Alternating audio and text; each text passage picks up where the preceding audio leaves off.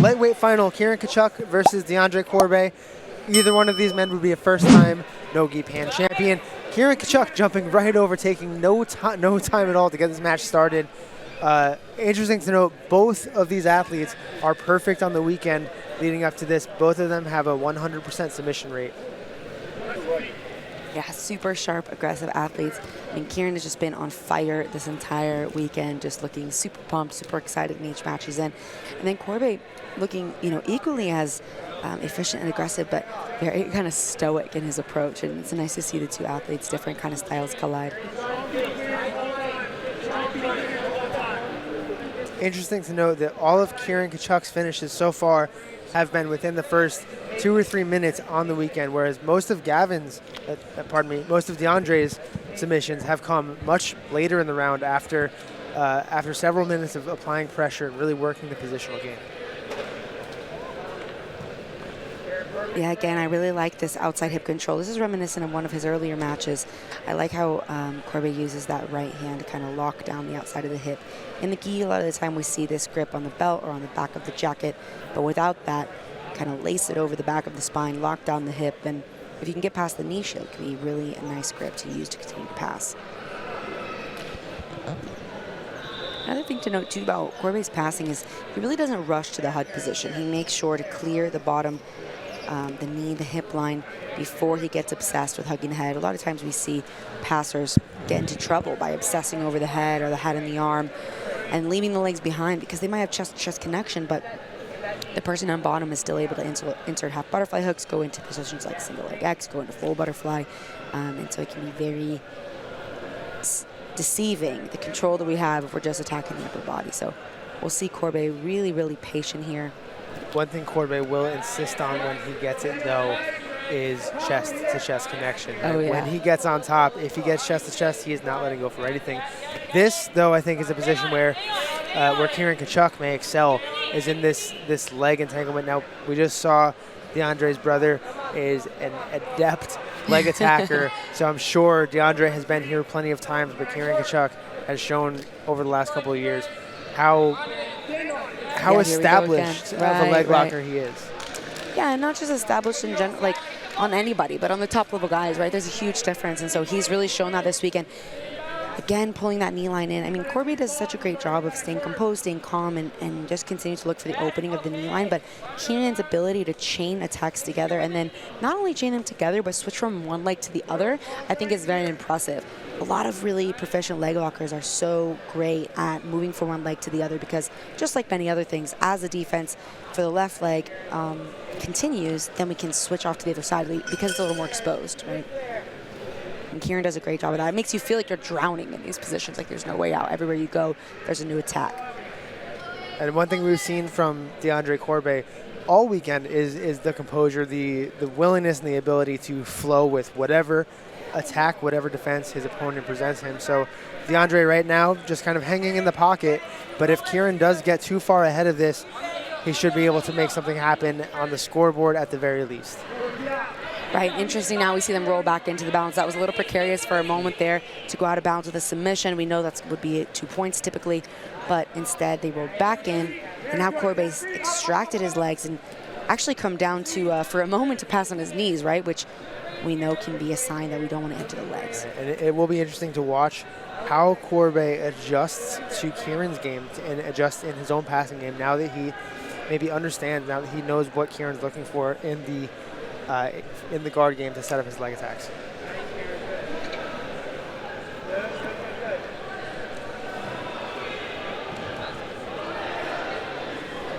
Interesting use of the double wrist control here by Kieran. It was double for a moment. He's kind of really making sure that he has the grip that he wants. We see him passing from one hand to the other.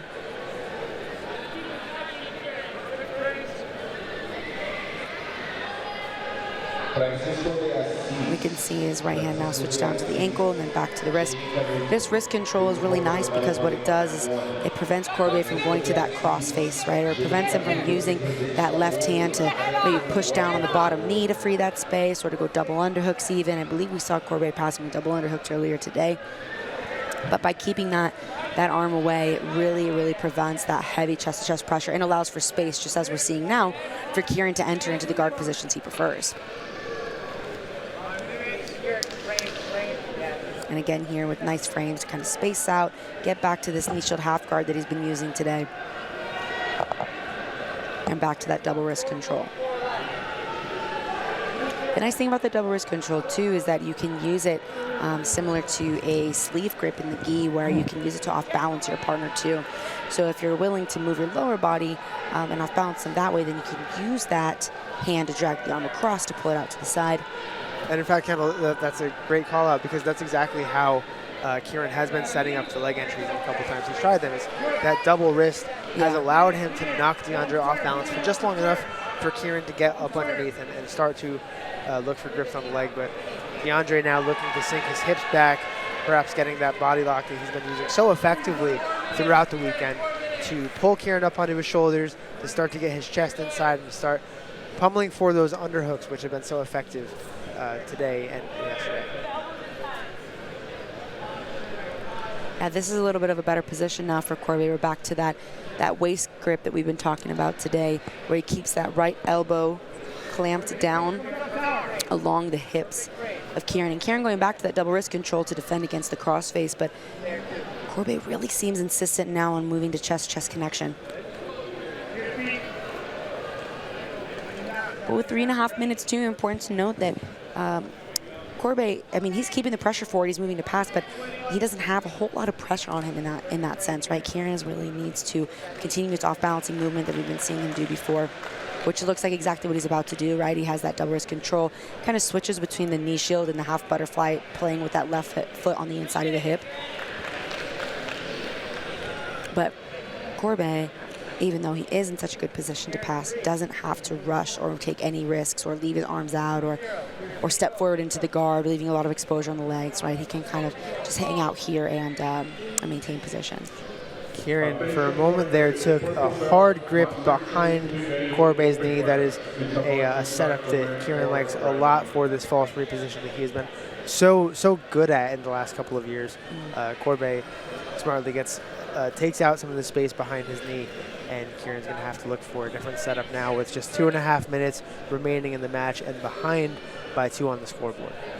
I really like that grip that we saw him use earlier in this tournament as well, where the right hand is on the wrist and the left hand's on the back of the tricep, because it uses the elbow to open up the shoulder, right? And then if you use that in combination with the legs, then you can really off-balance your partner very effectively. So that might be a new strategy for this match with only 2:15 left. That's a great grip by Deandre there to staple Kieran's wrists to the mat, getting rid of the grip that's been so effective for him so far in stopping Deandre's passing. And now Deandre taking advantage of Kieran's reaction to start putting some legitimate pressure in the side-to-side movements here. But now Kieran does start to get this scoop grip with his right hand. This could be a better opportunity to elevate Corbe's hips. But Corbe does an excellent job staying really compact, staying really crunched in, not allowing his hips to be elevated. And then that battle for the control of Corbe's left arm continues, right? Corbe seems to be getting a little bit more frustrated with this grip now, trying to pummel it in for himself to Kieran's wrist or potentially go into a double under position. And now just 1.5 minutes left. One of these athletes will become a first-time Nogi Pan champion. Kieran Kichuk took bronze at Nogi Pans back in 2021. Deandre Corbe took bronze at Nogi Worlds back in 2021, but neither of these men have achieved a major Nogi title yet. That will change in just 70 seconds. Yeah, Corbe doing a really good job of keeping that left leg back, so every time that Kieran's searching for that scoop grip, kind of moves his hip back and keeps that safe.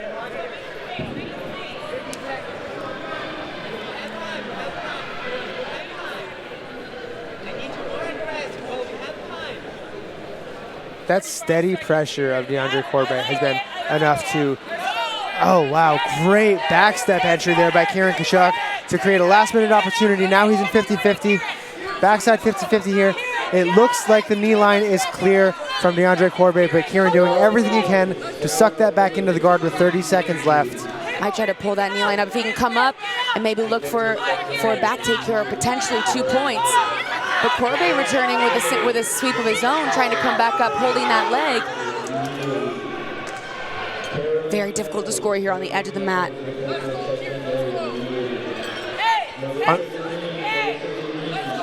On the side of the mat,